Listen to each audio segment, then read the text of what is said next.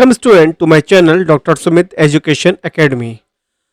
आज मैं आपको बताने वाला हूं क्लास 12 अकाउंटेंसी का analysis of financial statement chapter 10 financial statement analysis के 20 एमसीक्यू। जैसे कि आपको पता है कि हमने एक सीरीज स्टार्ट की हुई है जिसमें मैं आपको अकाउंटेंसी के जितने चैप्टर्स अकाउंटेंसी में दिए हुए हैं उनके 20 एमसीक्यू लेकर आपके लिए जो इम्पोर्टेंट एमसीक्यू है मैं आपको बताऊंगा, जो आपके एग्जामिनेशन के लिए बहुत इंपॉर्टेंट पार्ट प्ले करने वाले हैं।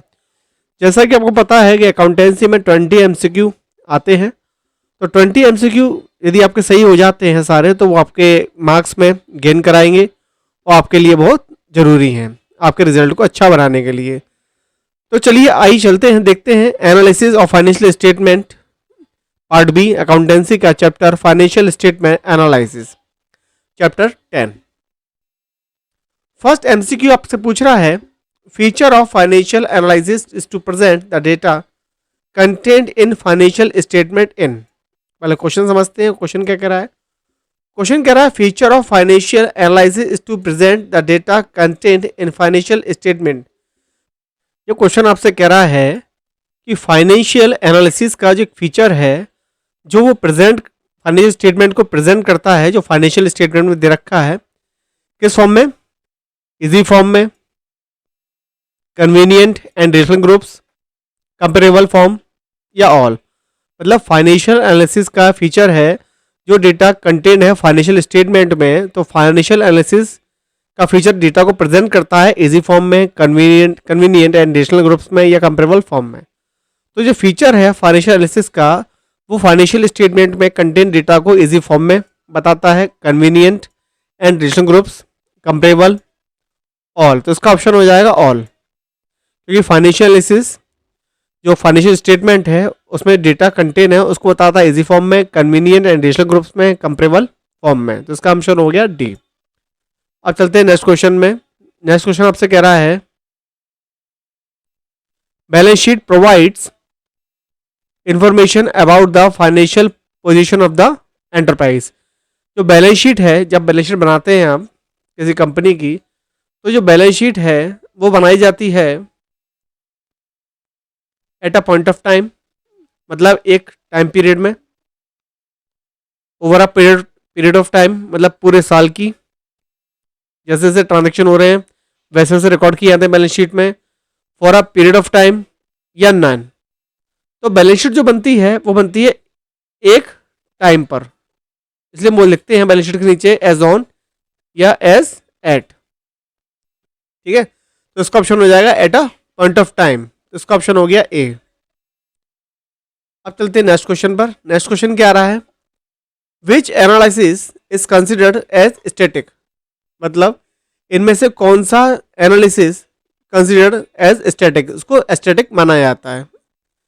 Horizontal analysis, vertical, internal, external. तो जो स्टैटिक एनालिसिस होता है फाइनेंशियल स्टेटमेंट का उसको हम बोलते हैं वर्टिकल एनालिसिस। वर्टिकल एनालिसिस ये होता है स्टैटिक। अब चलते हैं नेक्स्ट।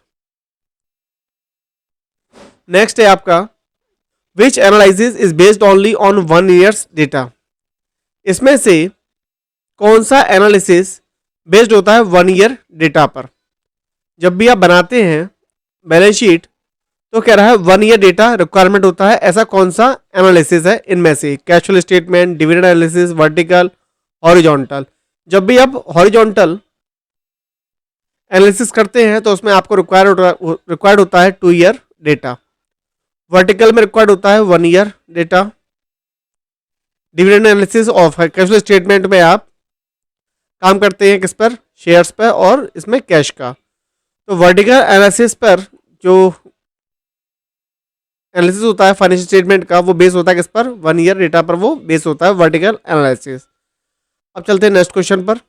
नेक्स्ट क्वेश्चन क्या आ रहा है, नेक्स्ट क्वेश्चन आपके में आ रहा है, main objective of analysis of financial statement is. मतलब फाइनेंशियल स्टेटमेंट का मेन ऑब्जेक्टिव, फाइनेंशियल स्टेटमेंट के एनालिसिस करने का मेन ऑब्जेक्टिव क्या है, to know the financial strength. आप कंपनी की फाइनेंशियल स्ट्रेंथ जानना चाहते हैं, to make a comparative study, with other firm, आप अदर फर्म के साथ कंपेरेटिव स्टडी करते हैं कि हमारी फर्म बेटर पोजीशन पे है या हमारी अपोजिशन की। To know the efficiency of management, आप जानना चाहते हैं कि हमारी मैनेजमेंट की एफिशिएंसी कितनी है, तो इसका ऑप्शन हो जाएगा ऑल। जो आंसर होगा वो होगा डी। आप सभी कुछ इसमें जानना चाहते हैं, ये सारे ऑब्जेक्टिव होते हैं किसके, फाइनेंशियल स्टेटमेंट एनालिसिस के। अब चलते हैं नेक्स्ट क्वेश्चन पर। नेक्स्ट क्वेश्चन क्या आ रहा है? नेक्स्ट क्वेश्चन है 6, वो कह रहा है analysis of financial statement is significant. जो एनालिसिस है फाइनेंशियल स्टेटमेंट का वो जरूरी है किसके लिए, for creditor, for managers, for employees, for all the above. तो फाइनेंशियल स्टेटमेंट का एनालिसिस करना सबके लिए जरूरी है, चाहे वो हमारे सप्लायर्स हो, हमारे मैनेजर्स हो या हमारा employ, all of the above. इसका ऑप्शन हो जाएगा for all of the above. अब चलते हैं नेक्स्ट क्वेश्चन पर। नेक्स्ट क्वेश्चन आपके में आ रहा है financial analysis become significant because it ignores price level changes, measure the efficiency of business, lacks qualitative analysis, is effective by personal bias. Question हमसे पूछ रहा है financial analysis become significant because, जो फाइनेंशियल एनालिसिस है वो बनता है significant हमारे लिए क्योंकि इग्नोर करता है वो प्राइस लेवल चेंजेस, मेजर करता है efficiency of business, lacks qualitative analysis या is affected by personal bias. तो इसका सही आंसर होगा measures of the efficiency of business.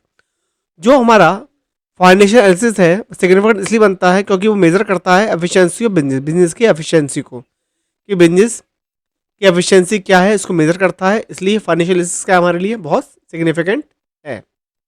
अब चलते हैं नेक्स्ट क्वेश्चन पर। नेक्स्ट क्वेश्चन आपके में आ रहा है when bad position of the business is tried to be depicted as good it is known as, मतलब बिजनेस की पोजीशन खराब है फिर भी उसको अच्छा दिखाने की कोशिश किया जा रहा है, तो उसको हम क्या बोलते हैं, price bias, sorry personal bias, price level changes, window dressing, all of the above. तो देखिए जब बिजनेस की पोजीशन क्या है, बैड है, और उसको आप ट्राई कर रहे हैं क्या दिखाने की, गुड दिखाने की, तो उसमें हम क्या करते हैं कि एसेट्स की वैल्यू को मैनिपुलेट करके हाई वैल्यूज पे शो कराया जाता है बैलेंस शीट के अंदर। High value shown in the balance sheet, किसकी, वो भी असेट्स की। असेट्स की वैल्यूओं को हाई वैल्यूज पे शो कराया जाता है, उसको हम बोलते हैं विंडो ड्रेसिंग। विंडो ड्रेसिंग का मतलब ही ये होता है कि जब बिजनेस की पोजीशन खराब है फिर भी ट्राई कर रहे हैं उसको अच्छा दिखाने की, तो बैलेंस शीट को मैनिपुलेट किया जा रहा है, तो उसको बोलते हैं विंडो ड्रेसिंग। तो उसका सी ऑप्शन हो जाएगा window drops dressing, C option window dressing. अब चलते हैं नेक्स्ट क्वेश्चन पर। नेक्स्ट क्वेश्चन क्या आ रहा है, for whom the analysis of financial statement is not significant, किसके लिए जो फाइनेंशियल स्टेटमेंट एनालिसिस है सही सिग्निफिकेंट नहीं है, किसके लिए, investor, government, ambassador of India, companies, employ. तो इसका सही आंसर हो जाएगा ambassador of India. Ambassador of India के लिए फाइनेंशियल स्टेटमेंट का एनालिसिस कंपलसरी या जरूरी नहीं होता, वो क्या करेगा कंपनी की पोजीशन को जानकर। इन्वेस्टर इन्वेस्ट करता है अपना मनी कंपनी के अंदर, गवर्नमेंट टैक्स चार्ज करती है तो उसके लिए ज़रूरी है जानना। एम्प्लॉय उसके पार्ट होते हैं कंपनी के, तो उसके लिए जानना कंपनी की परफॉर्मेंस बहुत जरूरी है। लेकिन एम्बेसडर ऑफ इंडिया के लिए कोई कंपलसरी या जरूरी नहीं होता कंपनी की पोजीशन को जानना, तो इसका सही ऑप्शन हो जाएगा सी। अब चलते हैं नेक्स्ट क्वेश्चन पर। नेक्स्ट क्वेश्चन क्या आ रहा है, नेक्स्ट क्वेश्चन है main limitation of analysis of financial statement is, कि फाइनेंशियल स्टेटमेंट एनालिसिस की मेन लिमिटेशन क्या है, affected bye window dressing, difficulty in forecasting, do not reflect change in price level, all of the above. तो इसकी limitation जो होती है financial statement की, ये तीनों ही मेन लिमिटेशन है। Affected bye window dressing, window dressing से अफेक्टेड होता है। डिफिकल्टी इन फॉरकास्टिंग, इसको फॉरकास्टिंग करने में डिफिकल्टी होती है। और do not reflect changes in price level, और ये जो प्राइस लेवल में चेंज आ रहा है ये फाइनेंशियल स्टेटमेंट उसको शो नहीं करा सकता एनालिसिस। तो इसका जो ऑप्शन बनेगा डी। इसकी लिमिटेशन होंगी, इसकी सारी लिमिटेशन है, तो इसका ऑप्शन हो जाएगा डी। अब चलते हैं नेक्स्ट क्वेश्चन पर। नेक्स्ट क्वेश्चन क्या आ रहा है, which of the following is not a limitation of analysis of financial statement, इनमें से कौन सी फाइनेंशियल स्टेटमेंट की एनालिसिस नहीं है। Affected by personal bias, to know the financial strength, to know the financial strength, ये इसकी क्या है, ये इसकी मैरिड है क्योंकि इससे हमें फायदा मिलता है, तो इसकी लिमिटेशन ये नहीं बनेगी to know the lack of quality analysis limitation है बेस्ड ऑन अकाउंटिंग कॉन्सेप्ट, ये भी क्या है, इसकी लिमिटेशन है। To know the financial strength, ये इसकी मेरिट है फाइनेंशियल स्टेटमेंट एनालिसिस की, तो इसका सही ऑप्शन हो जाएगा बी। अब चलते हैं नेक्स्ट क्वेश्चन 12 क्वेश्चन कह रहा है financial analysis become useless because it measure the profitability, measure the solvency, lakhs qualitative analysis, makes a comparative study. तो देखिए फाइनेंशियल एनालिसिस में आप कंपनी की प्रॉफिटेबिलिटी निकाल सकते हैं, सॉल्वेंसी निकाल सकते हैं और कंपैरेटिव स्टडी भी कर सकते हैं, लेकिन लैक्स क्वालिटी एनालिसिस क्या है इसका ही, इसकी वजह से क्या हो जाता है, यूजलेस हो जाता है। बात समझ में आ गई होगी आपको, ये इसकी लिमिटेशन है इसकी फाइनेंशियल एनालिसिस की। अब चलते हैं नेक्स्ट क्वेश्चन आपके में आ रहा है parties interested in financial analysis are, कौन कौन से पार्टीज इंटरेस्टेड होती हैं फाइनेंशियल एनालिसिस में, इन्वेस्टर, गवर्नमेंट, फाइनेंशियल इंस्टीट्यूशंस, ये आपको मालूम ही है, इसका आंसर हो जाएगा ऑल। अब चलते हैं नेक्स्ट क्वेश्चन पर, नेक्स्ट क्वेश्चन क्या आ रहा है देखते हैं।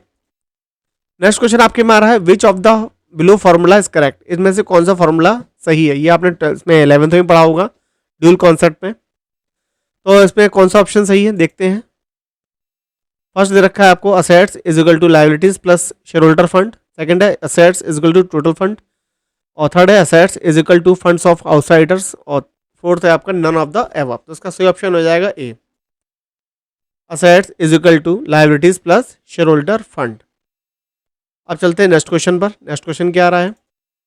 नेक्स्ट क्वेश्चन आपके में आ रहा है 15 for whom analysis of financial statement is not significant, किसके लिए फाइनेंशियल स्टेटमेंट सिग्निफिकेंट मतलब जरूरी नहीं है, political advisor of prime minister, investors, management, financial institution. देखिए जो political advisor of prime minister है उसके लिए फाइनेंशियल स्टेटमेंट का एनालिसिस करना जरूरी नहीं है, लेकिन जो इन्वेस्टर है वो कंपनी में इन्वेस्ट करता है, मैनेजमेंट उसको डिसीजन लेने होते हैं फ्यूचर को, और पास्ट में जो उसने काम किया है उसकी स्टडी करना, और फाइनेंशियल इंस्टीट्यूशंस क्या देती है, लोन देती हैं।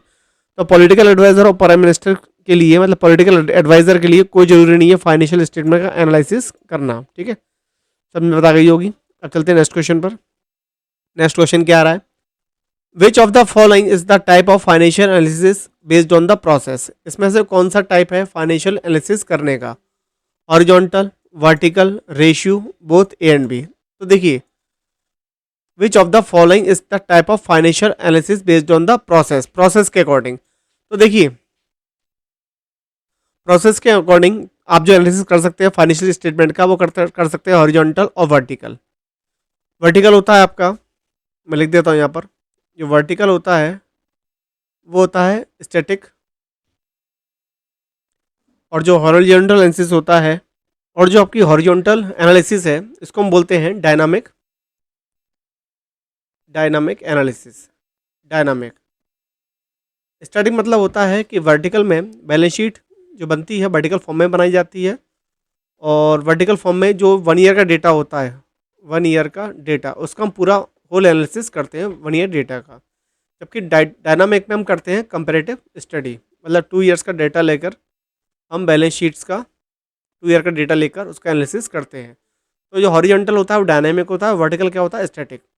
तो विच of the following is the type of financial analysis based on the process, तो प्रोसेस के अकॉर्डिंग दोनों ही इसके टाइप्स हैं, हॉरिजॉन्टल भी और वर्टिकल भी, तो इसका आंसर हो जाएगा बोथ ए एंड बी। अब चलते हैं नेक्स्ट क्वेश्चन पर, नेक्स्ट क्वेश्चन क्या आ रहा है देखते हैं। नेक्स्ट क्वेश्चन आ रहा है आपके में is also known as vertical analysis, तो फ्लक्चुएशन, स्टैटिक, हॉरिजॉन्टल एनन, इसका आंसर आपको पता ही है, इसको हम बोलते हैं स्टैटिक एनालिसिस। अब चलते हैं नेक्स्ट क्वेश्चन पर, नेक्स्ट क्वेश्चन क्या आ रहा है देखते हैं। Which of the following explain the significance of financial analysis, इसमें से कौन एक्सप्लेन करता है सिग्निफिकेंट मतलब importance of financial analysis. Ignore qualitative expect, जज operational efficiency, suffer from the limitation of financial statement, it is affected by personal ability and bias of the analysis. तो इसका जो सही ऑप्शन हो जाएगा वो हो जाएगा जजेस ऑपरेशनल एफिशिएंसी। हमें क्या बतानी है इसकी सिग्निफिकेंट मतलब इंपॉर्टेंस बतानी है, तो ये तीनों दे रखी है, इग्नोर, सफर्स, इफेक्टेड, ये क्या इसकी लिमिटेशंस है, जबकि बी पॉइंट क्या है इसकी इंपॉर्टेंस, जज ऑपरेशनल एफिशिएंसी। अब चलते हैं नेक्स्ट क्वेश्चन पर, नेक्स्ट क्वेश्चन क्या आ रहा है देखते हैं। नेक्स्ट क्वेश्चन है आपका, dash is not a limitation of financial statement analysis. इसमें से कौन सी लिमिटेशन नहीं है फाइनेंशियल स्टेटमेंट की?